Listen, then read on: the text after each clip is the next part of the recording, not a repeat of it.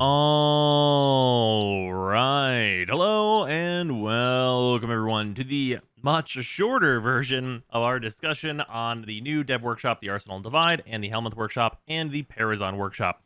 This is going to be a much more simplified breakdown and not a full stream length discussion on the changes that are present in here. And on the left side of the screen, you can see my notes in relation to what we are going to be talking about.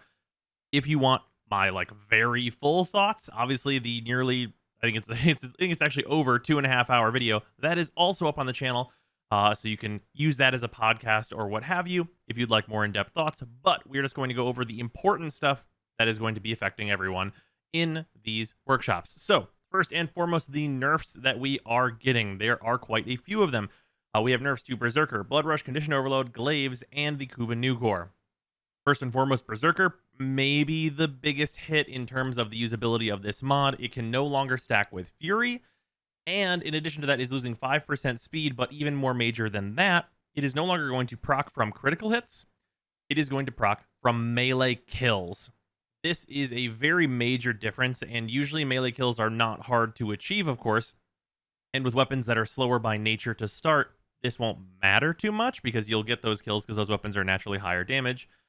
But melee kills means that, in general, you're not going to get stacks of this from weapons that are going to kill with status, and you're not going to get these stacks right away for your first couple of kills. So your weapon needs to be able to kill quickly, even with no attack speed on it, if this is your only attack speed mod. In general, I think that people will just stop using Berserker because of this change, because there are just literally better options, and due to some of the other information that we have, it may very well be possible that we have a slot open up on our melee weapons. So, Berserker, huge nerf, a very huge nerf. It doesn't look it from just the percentage change, but it is a very, very massive nerf. Of course, that also matters that we are losing duration on it from 24 seconds down to 10 seconds, which is just terrible. Then we have Blood Rush. So Blood Rush people are, rightfully upset about because it is losing a third of the critical chance that we get from it, from 60% per stack to 40% per stack. This is a massive difference in the amount of critical chance that we can get. In general, this is going to mean the vast majority of weapons are not going to get to your consistent red crits, like the vast, vast majority of them, without help from Gladiator mods, which can give you some of this nerf back by using them. So in general, I would think that people would stop using Drifting Contact and would instead go for the Gladiator combo duration mod if we're going to be using a combo duration mod at all. And in addition to that, we might see a lot of people use the new Gladiator attack speed mod to replace Berserker, and that will be another option that will give you some of this critical chance back so we can get back to the crits that we currently have. That, I think, is fairly likely to occur, that Gladiator will be more valuable because we have less of this stat just from Blood Rush. It's a pretty big nerf, but it doesn't make Blood Rush not usable or a thing that we wouldn't want to use. It is, of course, still maybe the single most powerful melee mod we have, competing with a couple of others. Condition Overload. Condition Overload is losing also about a third, if in fact exactly a third, of its power. Instead of 120% melee damage per status type, you are going down to 80% melee damage per status type.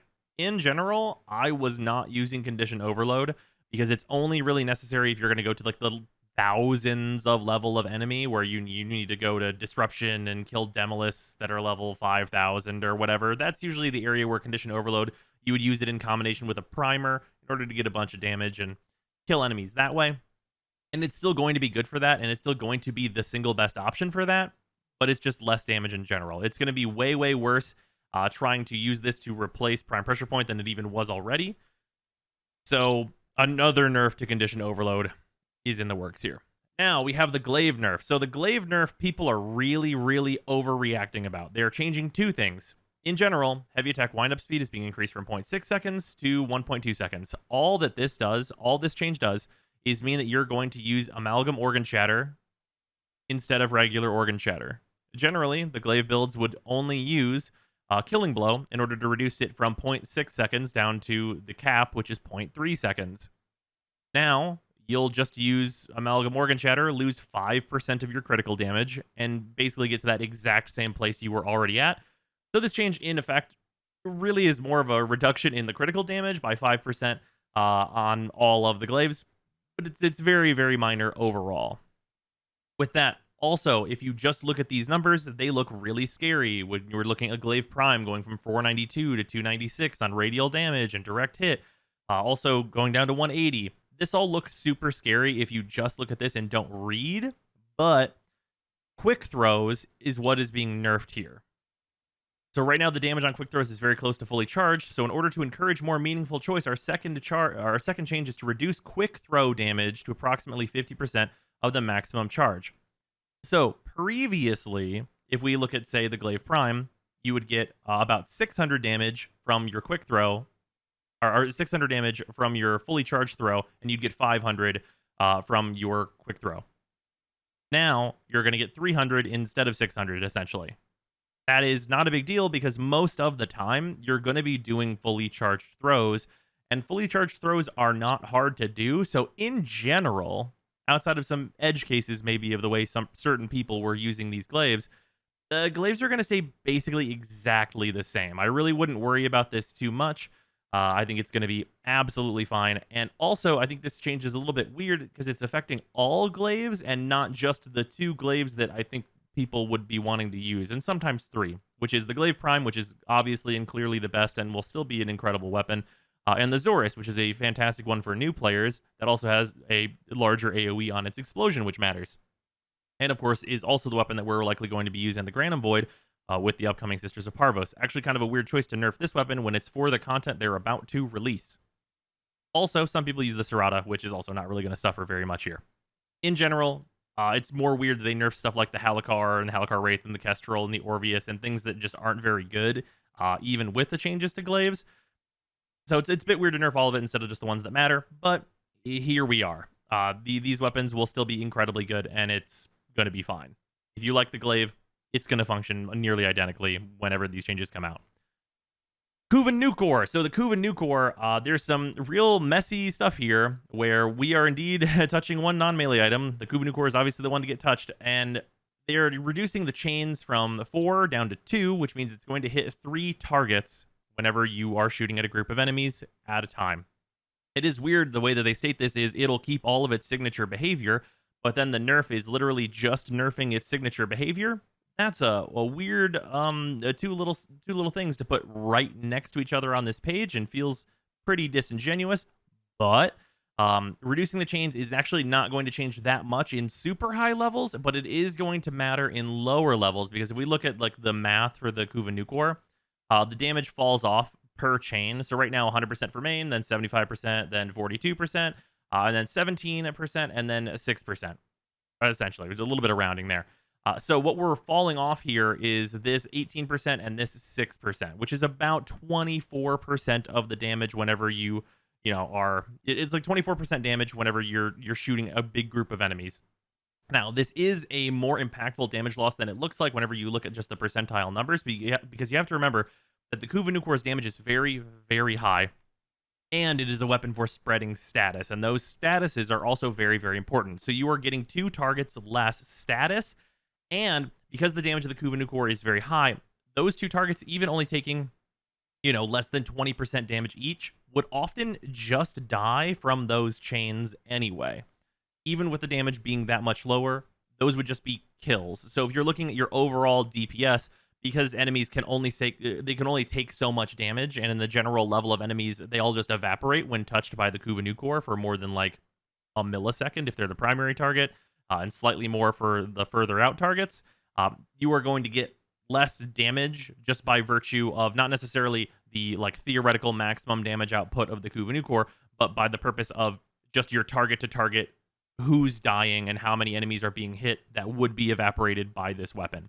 It's kind of a weird thing to think about because on paper, it's not changing that much, but in functionality, it is a pretty significant change in how the Kuva Nucor is used.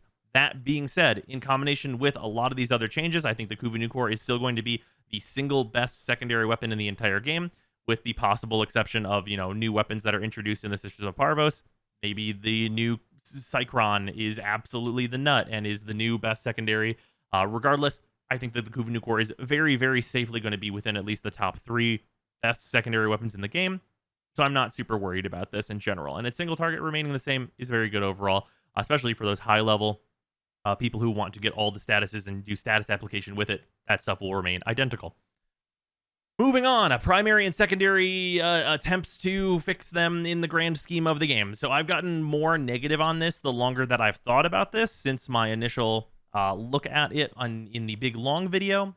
Basically, we're going to get 6 new arcanes, 3 for primaries and 3 for secondaries, and they are the same between them. So we are essentially getting the 3 arcanes for each, which is Merciless, Deadhead, and Dexterity, with primary and secondary respectively. Now, but between these, they all add the same amount of damage whenever they're fully stacked up. They all add 360% damage with, like, this one needs 12, this one needs 3, this one needs 6, etc.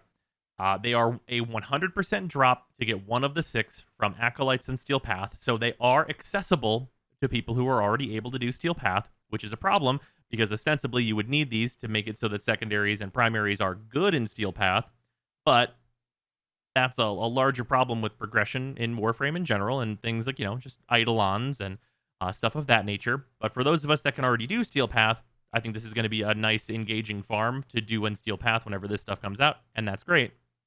Now, moving on to the actual content of these arcanes. They have some problems that do need to be addressed and do need to be clarified. So primary Merciless is on kill, 30% damage for 6 seconds, stacks up to 12 times. Then you also get 30% reload speed, which is good, and 100% ammo maximum, which is nice for certain weapons, but usually won't really move the needle. Reload speed is a DPS stat, so this is going to be more damage, and is especially impactful for weapons that have a really long reload. Now, on this, the big problem is on kill. On kill is heavily restrictive, and what it means by on kill matters immensely. If this procs on any kill that you get, that would mean you could use a Warframe like Mesa or Protea, etc., to build this up, and that would be super good. And you'd be able to just be like, on kill is just any kill that you happen to be getting. It doesn't matter where that's from, but that is likely not what this means. What this likely means is from the weapon that you have this equipped to. And the problem starts where what parts of the weapon will trigger this, because usually, and for most, I would say primary weapons are going to be killing with status, and if it's not considering those status kills to be on kill for the weapon, and you need the direct damage of the weapon to get those kills, this is actually going to be very, very inconsistent in terms of you actually getting these stacks outside of low-level enemies. So that's a problem. And they do really need to clarify how this is going to be considered, because I think if this is a very general, just you getting kills, as long as you're getting kills, you're going to get this bonus, I think this is very, very solid and is going to be really good. But if it's really particular to the weapon that it is equipped on, things could get really rough really fast. Primary Deadhead. This is the one that has the absolute most problems. So on headshot kill, which is even more particular than this one here, and also this one has a restriction on it, which is excluding AoE headshots. So AoE weapons won't be able to really utilize this because they're AoE and you won't get any buffs from that. So you get 120% damage for 24 seconds. It stacks up to 3 times. So this is a much longer duration, of course, and you need much fewer stacks, but this is a really, really hard requirement in order for you to get it. Like, we get the extra 30% headshot multiplier, which is also nice and encourages you to get headshots, and headshot multiplier is a stat that you don't get a lot of, and the weapon recoil can make it easier to get those headshots, so these are 2 good stats to go with it. But the problem here is this going to consider status? Most weapons that care about getting headshots are using hunter munitions. And what that generally means is you shoot an enemy, they don't quite die, and then the slash proc kills them. If that slash proc is not going to count into this headshot kill, where, like, it's not a part of that headshot's damage, even though it literally is a part of that headshot's damage because it is the applied slash proc from that headshot, and you don't get this stack, you're going to be missing out on a shitload of damage, an absolute ton, and it's going to be really finicky and really feel bad to try and do this. And then we have primary dexterity, or just the dexterity mods in general, which is on melee kill, a 60% damage for 20 seconds, stacks up to 6 times.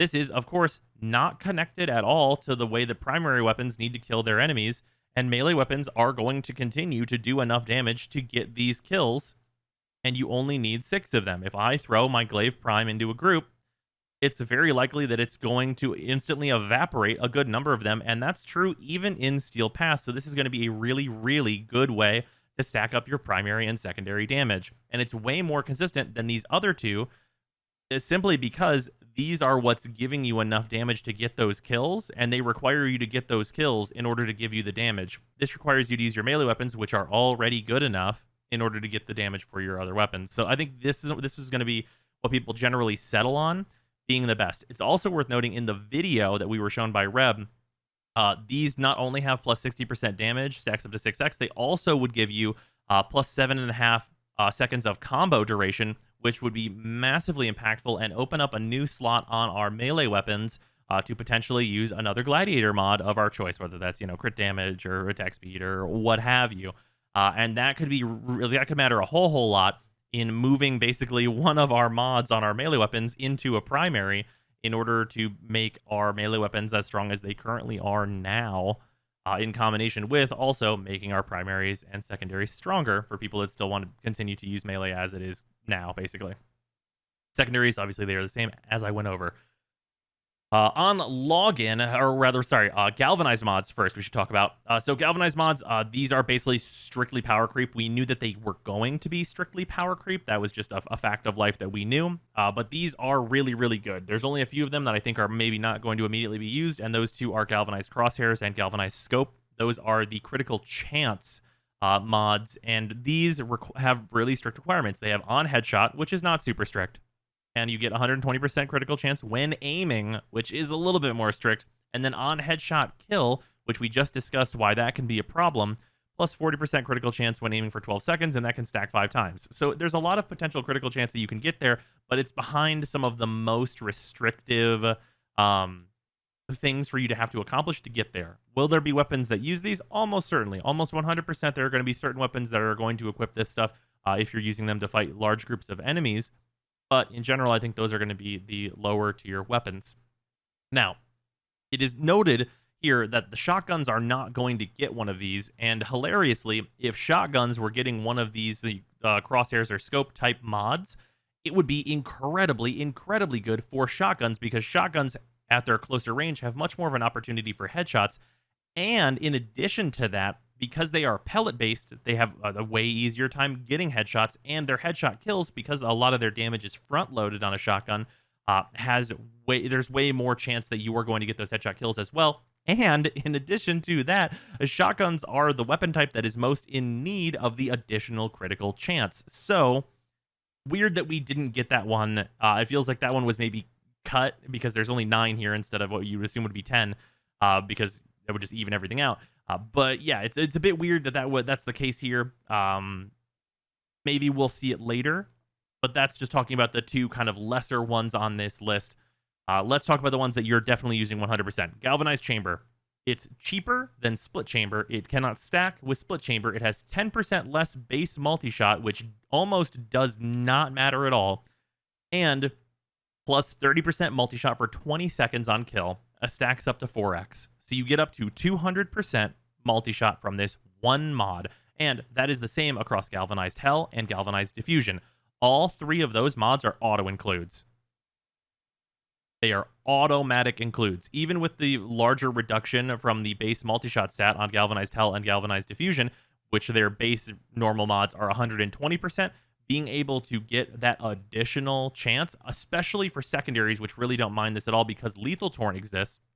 Whenever you equip Lethal Torrent, that basically changes your starting multi-shot to 140 from its previous 180.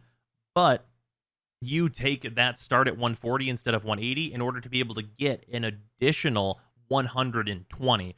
So you're taking a hit of 60% to get a potential 60% increase, which pushes you into guaranteed 2 shots with a large chance for 3 shots, which is very, very powerful. Ending up at 260% multi-shot for secondaries is going to be huge and very consistent, especially with a weapon like the Kuva Nucor, which is going to vastly increase its damage. With shotguns, it's much the same story. The lower multi-shot number on them isn't going to matter as much because the way multi-shot affects them is different because they are pellet-based, and getting more pellets is going to be really good both for the status application and because of the way crit chance is calculated on shotguns. It's also going to be very positive for that to have this built up. Also, really incredible mods here: Galvanized Aptitude, Galvanized Savvy, and Galvanized Shot. All of these are 80% status chance, which on its face Doesn't seem that great. We already have mods that are actually better than that, like the Savvy mod. That's just the regular one. But on kill, plus 40% damage per status type affecting the target for 20 seconds stacks up to 2x.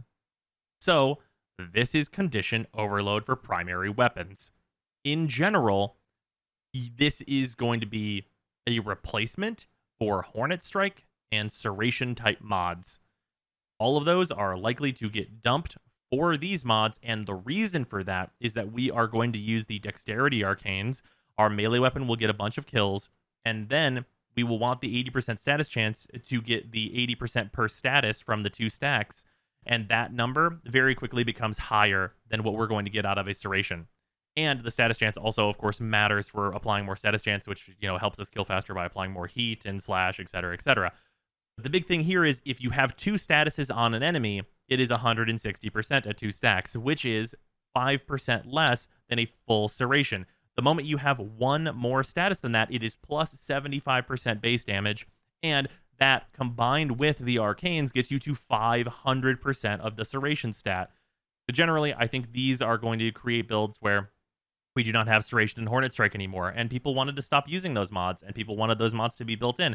But we're going to stop using them because they're no longer going to be the most optimal damage output. Before you're in Steel Path, because these are only available from Steel Path in the shop from Teshin, of course you're going to use those mods, but once you get into this crazy shit, it's going to be pretty good.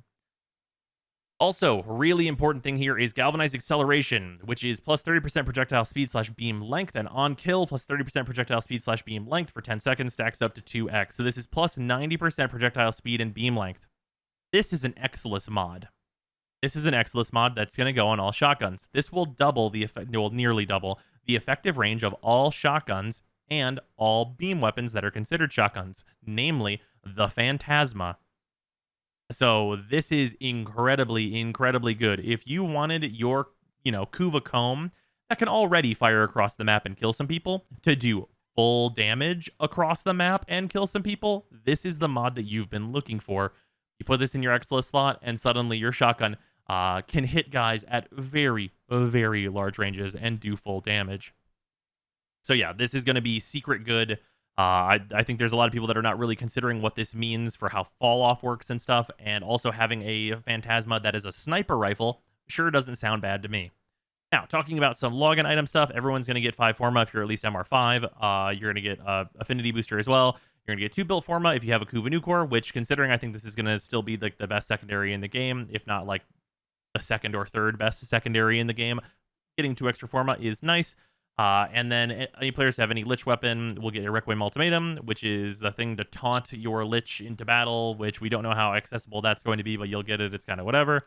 And then anyone who has converted a Lich or vanquished a Lich will get the new Requiem Wildcard mod, which we also don't know how hard that is going to be to acquire.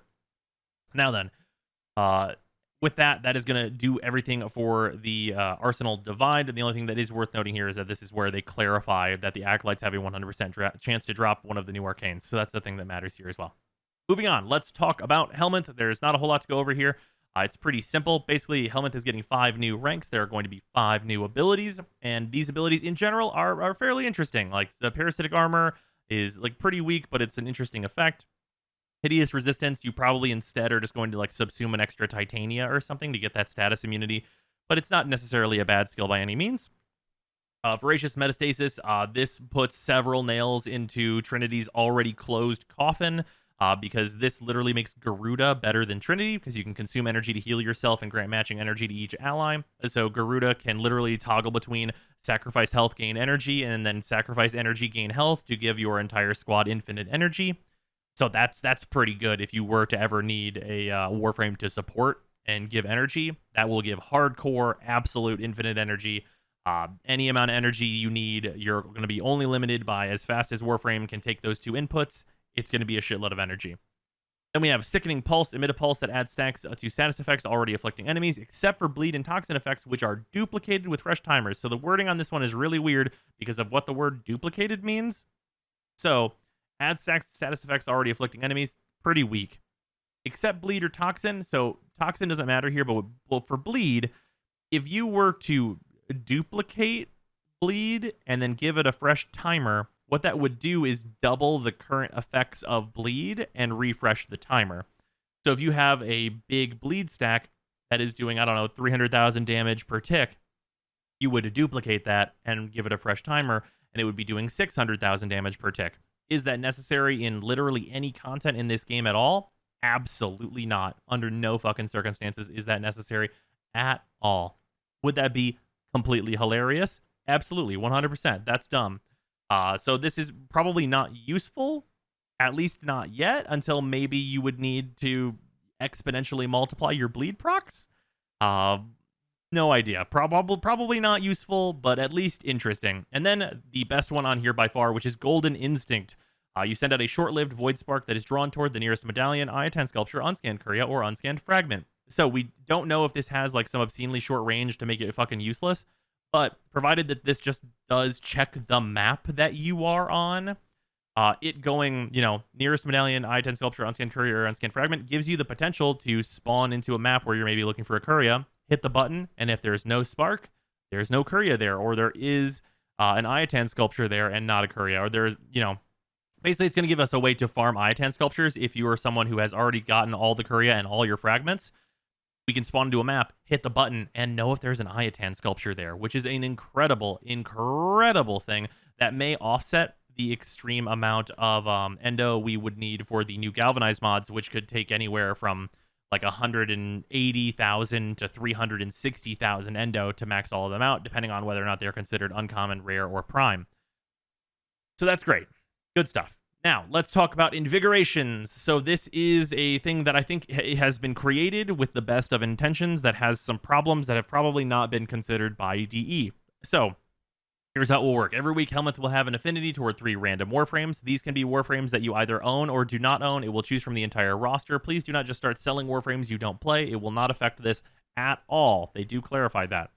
You can interact with the Helmeth with these Warframes to gain the select weekly buffs, 1 offensive and 1 utility/defense. For example, Zephyr with 200% power strength and immunity to status, 200% primary critical chance and 1,000 armor, 250% melee damage, and 75% power efficiency for Excalibur, and so on and so forth. Basically, these are arbitration buffs, and generally better than arbitration buffs, outside of arbitrations, and these will last for a week, and you randomly get them each week. And after you do 10 of them, you get a free Subway sandwich, and you get to choose which buffs, you get to choose a buff that's going to go on to whatever Warframe that you want. Now, the problem with this is that I think this can breed even more toxicity in the sections of the community that are already toxic, namely Eidolons and any other farm and boot camp type thing where you're trying to get particular players together. Because you're going to end up with a situation, I would think, where it's like, hey, if your Rhino doesn't have plus 200% power strength, honestly, fuck off. You can't come do Eidolons, which sucks. So I really think that these invigorations should be restricted in certain content, whereas like if you're doing the orbs, Eidolons, raids if they ever come back, and then any competitive content, like even if it's PvE competitive content, this stuff needs to be disabled for all of that in order to help prevent those from becoming even more toxic parts of the game, because it's already really toxic for people to be like, you need 100 clears of the Hydralist or whatever in order to be able to go on this mission. That stuff already sucks, and this has the potential to make that stuff even worse. I don't think that stuff was considered on the inception of this system, and I do in general think that this will accomplish the goal of it being like, hey, Helmeth says your Zephyr gets 200% power strength and can't be hurt by status. Oh, cool. I already like Zephyr. I already have a build for Zephyr. Maybe I'll play Zephyr. Like, maybe it'll just encourage me, just push me in a little bit of a direction. Be like, yeah, Excalibur, except for I get a shitload more melee damage and my powers are, like, nearly free without having to mod for it. Sure, that sounds fun. I like Excalibur already.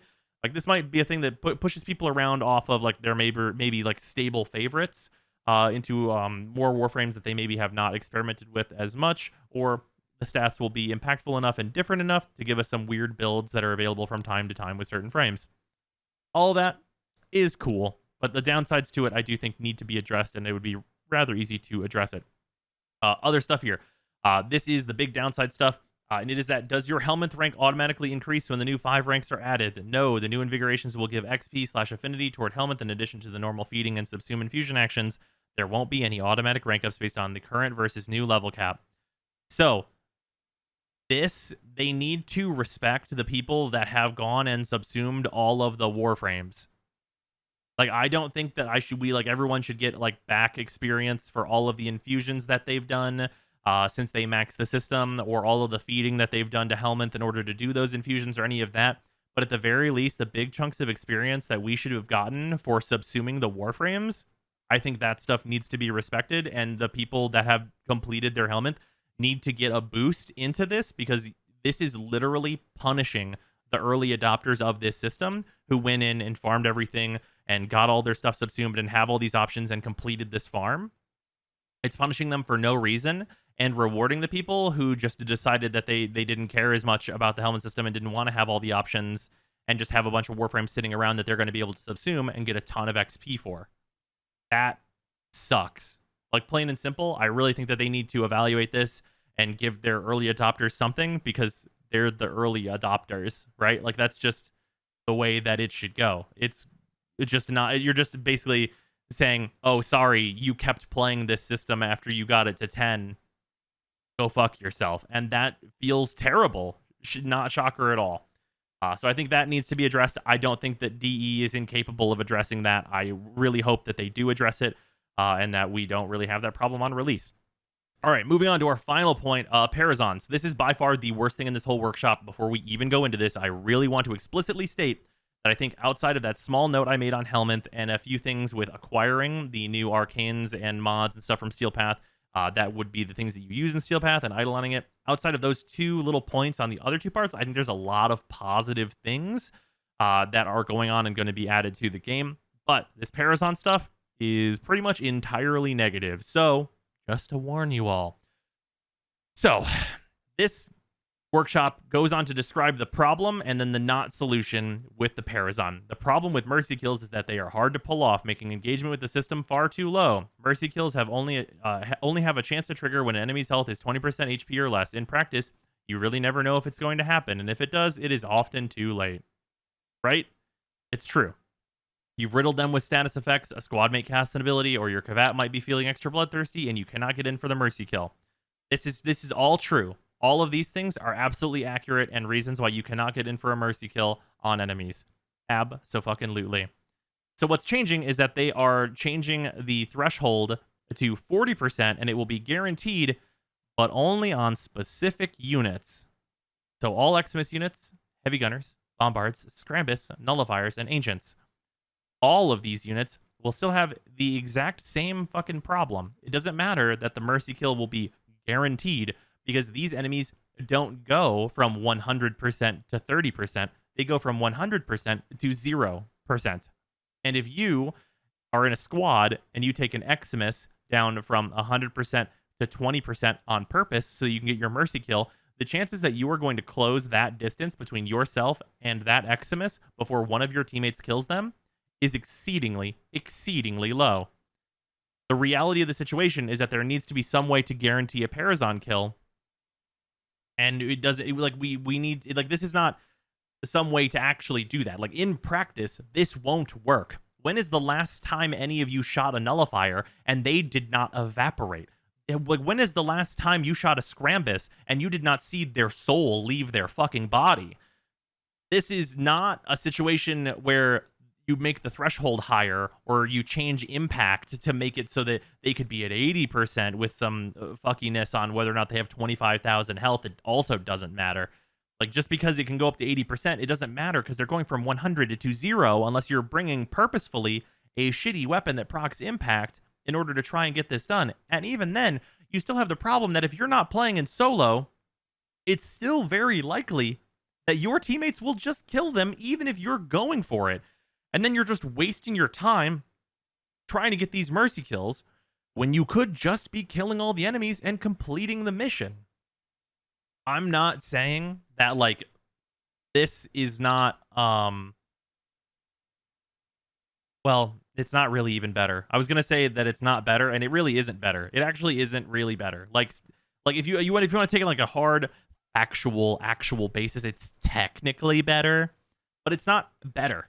It's not fixing the problem anyway. There have been so many solutions from the community that fix this problem, where the Parazon builds a charge over time on a timer. Every 30 seconds, you'll have a Parazon kill when you can just run up to like any of the enemies that are vulnerable to it and just instantly kill them and get your Parazon.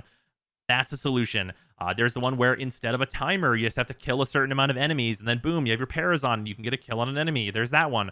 There's the idea that I usually present, which is that the enemies still have a percent chance, where you'd have like that 20% chance or what have you.